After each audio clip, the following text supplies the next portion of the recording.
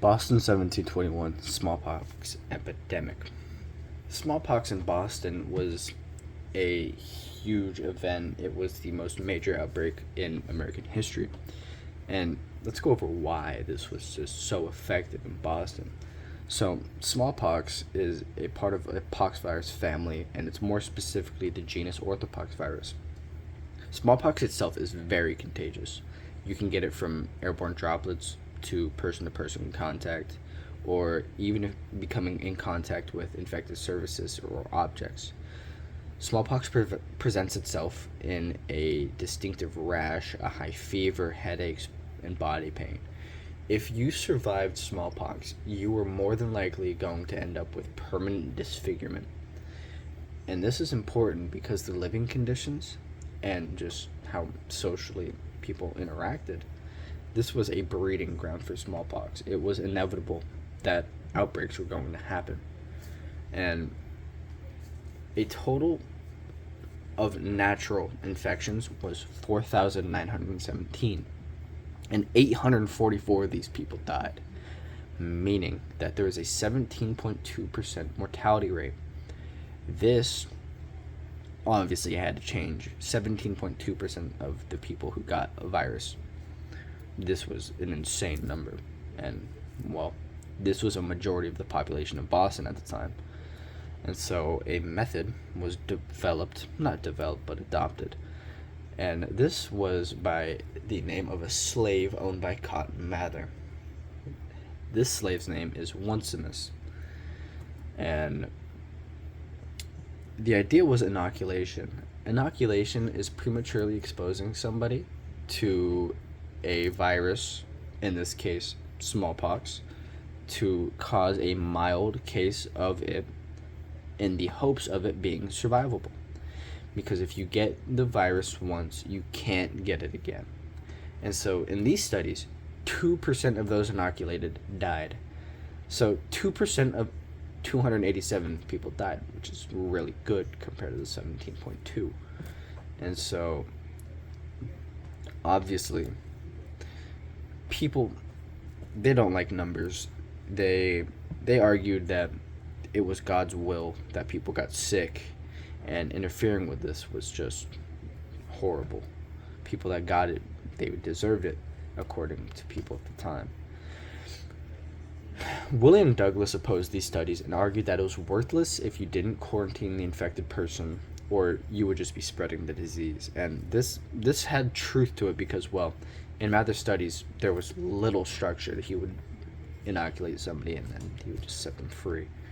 But Cotton Mather, he was a Puritan, he was a poet, author, he wrote on theology and science, and obviously a man like this was going to start a religious debate over inoculation. Inoculation was seen as, I quote, primitive, barbaric, and tantamount to attempted murder. And this is a quote from Revolution of Medicine and American Politics. But smallpox was seen as the worst punishment from the spirits, and people, they try to restore their relationship with the natural and supernatural realms because, well, what else do you do when the quote-unquote gods send down a horrible disease to kill your population? Mather advocated for inoculation as a cure that demonstrated God's providence. And his slave Onesimus, his testimony for inoculation was met with skepticism because he's a slave in 1721. This isn't going to go over well. But everyone socially, they believed that interfering with who was sick was wrong, and whoever got infected deserved it. And this would start a debate over newspaper. There's an image that shows the cover of Zabiel Boylston's Thoughts and Success with Inoculation.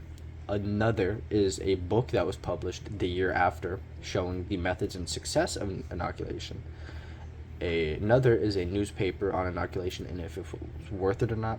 And the last is an image of Onesimus, the man that actually proposed the idea. Another major point for against inoculation that would hold true to today is that when doing this, you can expose people to other diseases. It was more than likely that you were also going to get syphilis if you got inoculated. And, well, syphilis is also a very horrible disease, especially back then with the less developed medicine that we have today. Mather was for supernatural phenomena possessing spiritual significance. The natural phenomena being smallpox and having spiritual significance. Douglas was for enlightenment and material philosophies and was for natural causes over spiritual causes.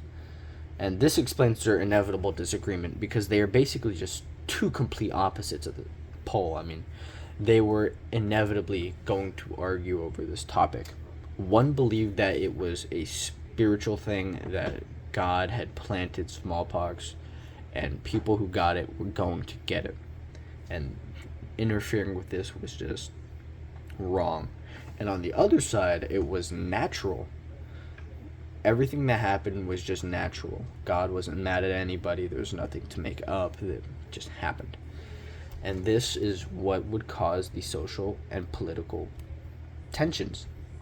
Over the newspaper that was mentioned with my 4 sources, people really bought into this. They were either very for inoculation or they're either very against it.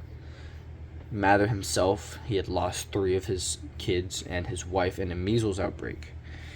And he thought, well, in this smallpox outbreak, might as well have one of my sons inoculated. And so he did.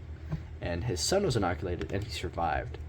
And so obviously, if you lost 3 of your kids and your wife, and now all of a sudden you inoculate one of your kids and they survive, you're going to want to advocate for it. So, all in all, smallpox in Boston was a horrible, tragic event, the biggest smallpox outbreak in American history. It had major political and social debates over religious topics, and one side was for inoculation, one was against it. Cotton Mather and Zabdiel Boylston, they were for it, obviously, and William Douglas was against it. And my sources are the 4 images talked about.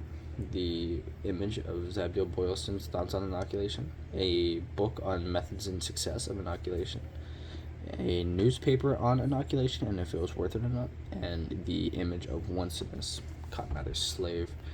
My secondary sources are all, one is Harvard, I quote, the Boston smallpox epidemic, 1721.